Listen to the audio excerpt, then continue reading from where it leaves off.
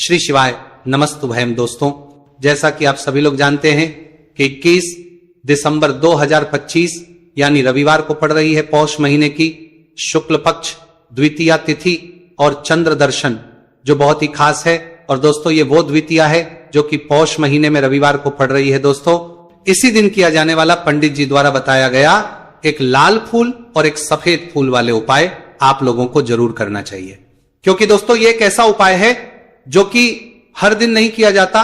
पौष महीने में जो रविवार की द्वितीया तिथि आती है उसी दिन किया जाता है।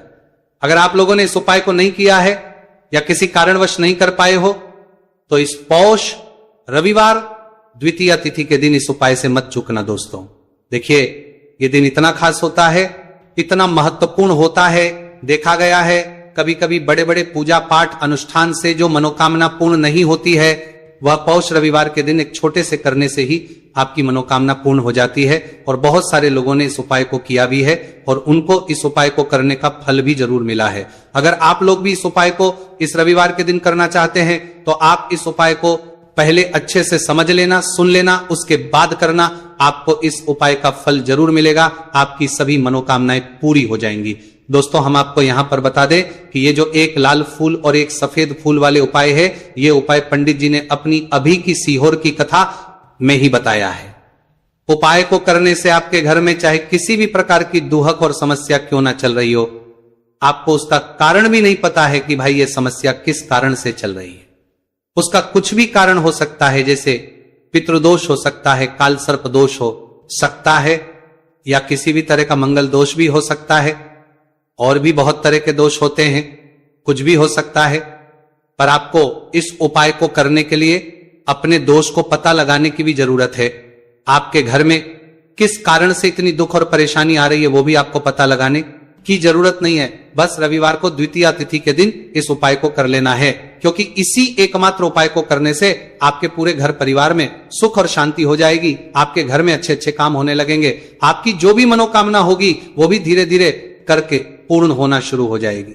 अब हम समझते हैं इस एक लाल फूल और एक सफेद फूल वाले उपाय को आपको करना कैसे है, किसको करना है, किस करना है और कैसे करना है। देखो, उपाय बिल्कुल आसान है, बस समझने वाली बात है।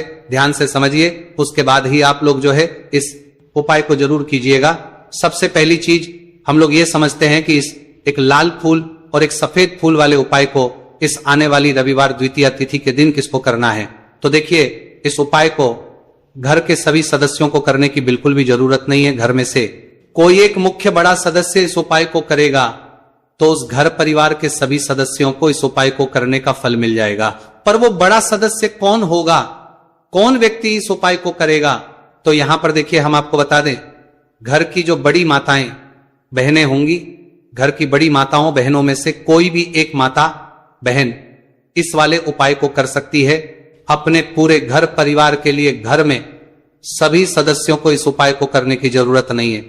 मात्र घर की जो माताएं बहनें हैं उनमें से कोई भी एक माता बहन इस वाले उपाय को करेगी तो उसके घर परिवार के पूरे सदस्यों को इस उपाय का फल मिलेगा। अगर किसी कारणवश माताएं बहनें घर में उपस्थित ना हो या वो इस उपाय को ना कर रही हो, कुछ दिक्कत हो, तो भाई उस जगह पर फिर घर का कोई बड़ा व्यक्ति भी इस उपाय को कर सकता है। माताओं बहनों के कहने का मतलब यह था कि माताएं बहनें घर की लक्ष्मी होती है। जब घर की लक्ष्मी कोई उपाय करती है तो निश्चित ही भगवान शिवजी जल्दी प्रसन्न होते हैं और उपाय का फल में बहुत जल्दी और बहुत बड़ा करके भी यहां पर देते हैं। तो आप लोग ये बात समझ गए होंगे। अब हम ये बात समझते हैं कि इस वाले उपाय को हमें करना किस समय है।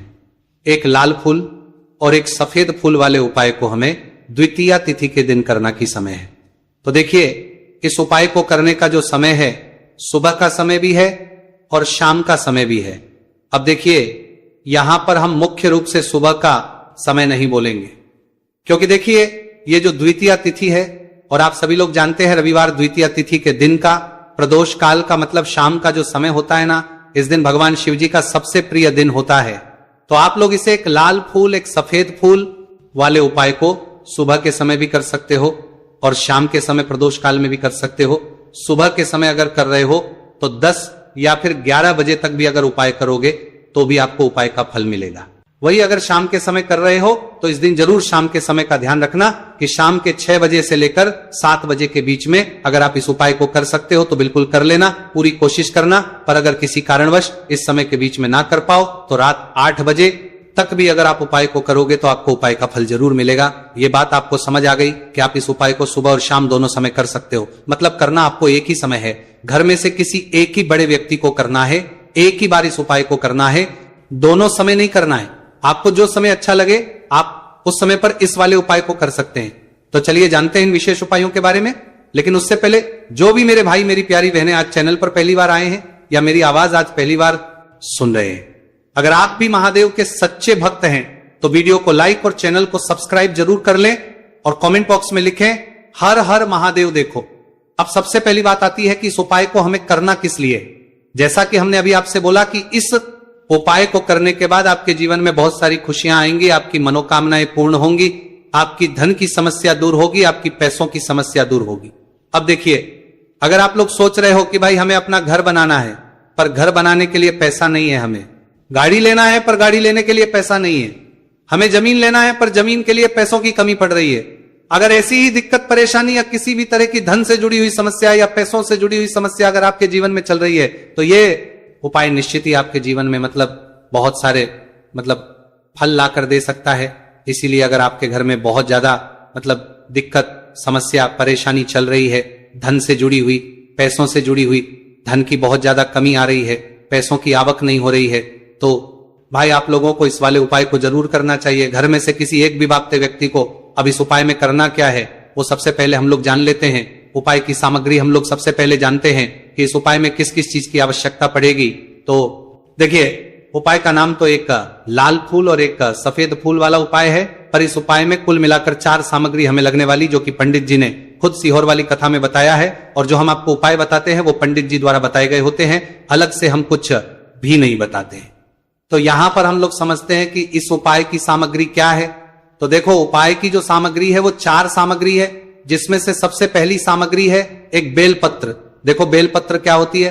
बेलपत्र जो शिव की शिवलिंग पर चढ़ती है। दूसरी चीज है एक शमी पत्र, शमी पर शिवलिंग पर ही चढ़ता है। तीसरी चीज है दोस्तों एक लाल फूल, उपाय का नाम है। तो एक यहां पर आपको लाल फूल लेना है। अब ये लाल फूल कौन सा लेना है? देखो, शिवलिंग के ऊपर जो लाल फूल चढ़ता हो उनमें से कोई भी एक लाल फूल पसंद कर लेना और वो कहीं से तोड़कर या कहीं से खरीद कर लेकर आना और उस लाल फूल को उपाय में प्रयोग कर लेना। उसके बाद में एक सफेद फूल का विशेष रूप से ध्यान रखना, जो सफेद फूल शिवलिंग पर चढ़ता हो सिर्फ वही सफेद फूल लेकर आना, इसके अलावा कुछ मत लेकर आना, लेकिन केतकी का मत लेना। तो एक एक मात्रा में ही आपको ये चारों सामग्री चाहिए, एक बेलपत्र, एक शमी पत्र, एक लाल फूल और एक सफेद फूल। ये चारों सामग्री आप लोग तैयार करके रख लें प्रदोष काल में या सुबह के समय, जब भी आप इस उपाय को कर रहे हैं। जैसे ही आपके उपाय की सामग्री तैयार हो जाती है तो क्या हम सीधा उपाय को करने के लिए इन चारों सामग्री को उपाय करने के लिए जा सकते हैं? नहीं, तो यहां पर आपको इस बात का ध्यान रखना है कि हम भगवान शिव जी को प्रसन्न करने के लिए तो जा रहे हैं, हम अपनी मनोकामना को पूर्ण करवाने के लिए तो जा रहे हैं, पर हमें यह दर्शाना बिल्कुल भी नहीं है कि हम सिर्फ अपने फायदे के लिए भगवान शिव जी के मंदिर में आए हैं। इसलिए हम इस उपाय को करने के साथ साथ में भगवान शिव जी की पूजन अर्चना के लिए कुछ सामग्री भी जरूर लेकर जाएंगे। जैसे कि सुबह समय अगर आप उपाय को कर रहे हो, इस एक लाल फूल और एक सफेद फूल वाले उपाय को, तो भाई सुबह के समय आपको एक लोटा जल लेकर जाना है। जो लोग प्रतिदिन शिव जी के मंदिर जाते हैं, पूजन अर्चना करते हैं, जल चढ़ाते हैं, फूल बेल पत्र सब कुछ चढ़ाते हैं, भाई वो अपनी पूजन अर्चना वैसी की वैसी ही करना।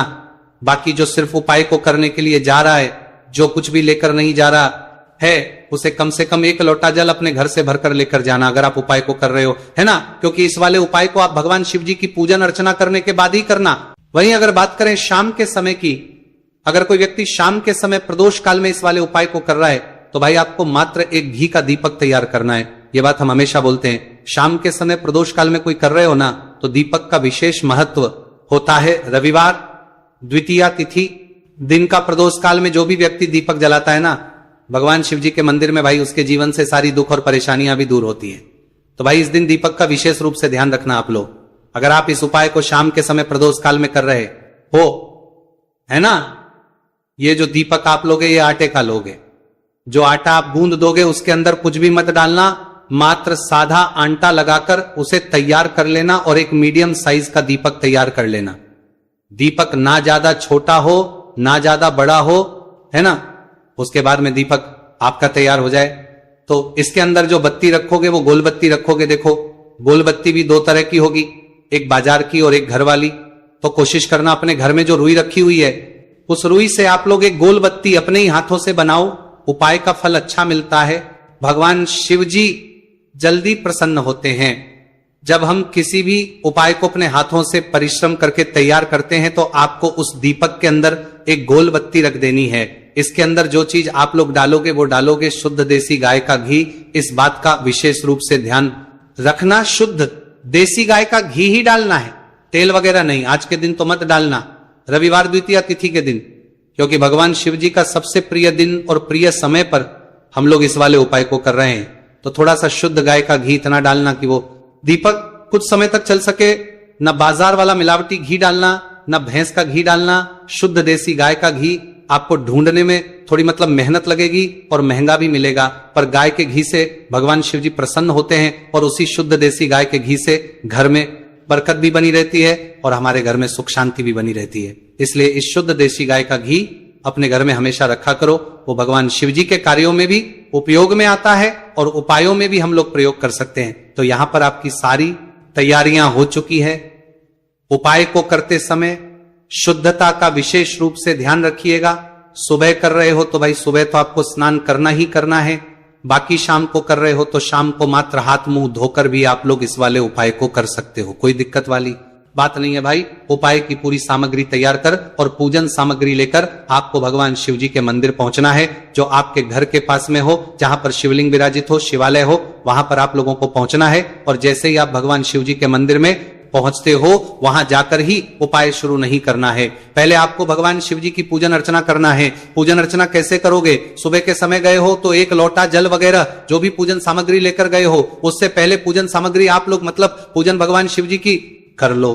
जो व्यक्ति सिर्फ एक लोटा जल लेकर गए हैं वो शिव जी के शिवलिंग पर मात्र एक लोटा जल एक धारा से धीरे धीरे करके चढ़ा लो। अपनी पूजन अर्चना आप लोग जो है पूरी कर लो पहले। उसी के बाद अगर आप शाम के समय कर रहे हो तो पहले जाकर बैठना है भगवान शिव जी के शिवलिंग के पास में। आप जो दीपक तैयार करके लेकर आए हो उस दीपक को पहले जलाना है। ये जो दीपक आप लोग जलाओगे ना, ये किसी और की माचिस से मत जला, अपनी ही माचिस अपने ही घर से लेकर आना और इस दीपक को अपने ही माचिस से जलाना। अगर आपने मंदिर की माचिस या किसी और की माचिस ले ली, इस उपाय को करने में इस उपाय का फल उस व्यक्ति को भी बहुत मिल जाएगा। इस बात का ध्यान रखना, अपने घर से अपनी ही माचिस लेकर जाना और इस दीपक को जलाना। दीपक को जलाने के बाद भगवान शिव जी की शिवलिंग के पास में रख देना। शिवलिंग के इतना पास में मत रखना कि शिव जी को आंच लगे, थोड़ी सी दूरी बनाकर ही जो है इस दीपक को शिवलिंग के पास में आप लोग रख दीजिएगा। अब जैसे ही आपकी पूजन अर्चना हो जाती है भगवान शिव जी के शिवलिंग के सामने या आसपास कहीं पर भी बैठ जाइए उपाय को करने के लिए। और उपाय को करने से पहले आप लोग अपनी वो चारों पूजन सामग्री निकाल लीजिए। उपाय की जो सामग्री है वो निकाल लीजिए और भगवान इसे शिव जी के शिवलिंग के ऊपर एक माता अशोक सुंदरी जी का स्थान देख लीजिए। माता सुंदर जी का जो स्थान होता है वो जलाधारी के ऊपर होता है, जलाधारी के बिल्कुल बीचों बीच में होता है। आप लोगों ने देखा भी होगा शिवलिंग की जलाधारी होती है। जलाधारी के बिल्कुल बीचों बीच का जो स्थान होगा वो माता अशोक सुंदर जी का स्थान होगा, क्योंकि यहीं पर हमें ये जो है उपाय को करना है। सबसे पहली चीज जब हम उपाय को करना शुरू करते हैं, आप सबसे पहले अपनी एक बेलपत्र उठा लो। एक बेलपत्र को आपको माता अशोक सुंदरी जी वाले स्थान पर सबसे पहले समर्पित करना है। बेलपत्र की डंडी का मुख होगा जलाधारी की तरफ जहां से जल बहता है और नीचे गिरता है, और बीच वाली बड़ी पत्ती का मुख मतलब शिवलिंग की तरफ होगा। इस तरीके से आपको इस बेलपत्र को माता अशोक सुंदरी जी वाले स्थान पर समर्पित कर देना है। उसके बाद में अपनी एक शमी पत्र उठा लो जो आप उपाय के लिए लेकर आए हुए हो। शमी पत्र को उठाकर शमी पत्र की भी जो डंडी का भाग होगा वो जल की तरफ करके, जहां से जल बहता है नीचे गिरता है उस तरफ करके, और पत्ती वाला भाग शिवलिंग की तरफ करके इस शमी पत्र को भी उस बेल पत्र के ऊपर आपको समर्पित कर देना है। समर्पित करने के बाद अब आप ले लो अपना एक लाल फूल जो आप उपाय को करने के लिए लेकर आए हुए हो। इस लाल फूल का जो खिला हुआ भाग होगा, चाहे वो गुलाब का फूल हो चाहे कोई सा फूल जो शिवलिंग पर चढ़ता हो, भाई उस फूल का जो खिला हुआ भाग होगा वो शिवलिंग की तरफ होगा। बाकी जो पीछे का भाग होगा फूल का वो जलाधारी की तरफ, जहां से जल बहता है नीचे गिरता है उस तरफ होगा।